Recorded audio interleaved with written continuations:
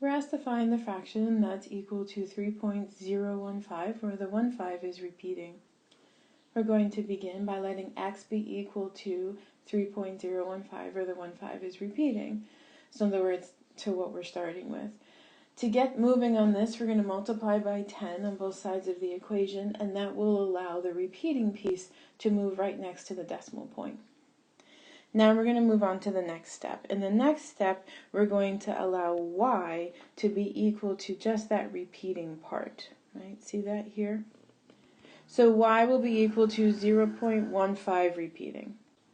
We're going to multiply on both sides of the equation by 10 squared, and doing that, or 100, will give us 100y equal to 15.15 and the 15 repeating. So we can think about that as 15 point, or we can think about that as 15 and 15 repeating. And we want to think about it that way because if we think of it as plus 15 repeating, then we can replace the plus 15 repeating with plus y. How can I do that? Because I defined y to be equal to 0.15 repeating. This is helpful. I know it may not actually feel like it's helpful at the moment, but it is helpful. So now I have 100y equal to 15 plus y. Notice one thing is I've already gotten rid of the repeatings, which is great.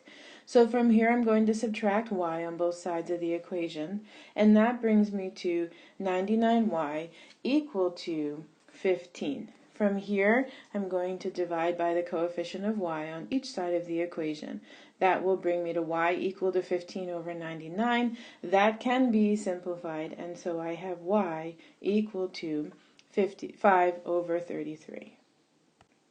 I'm returning back here where 10x is equal to 30.15 and the 15 is repeating.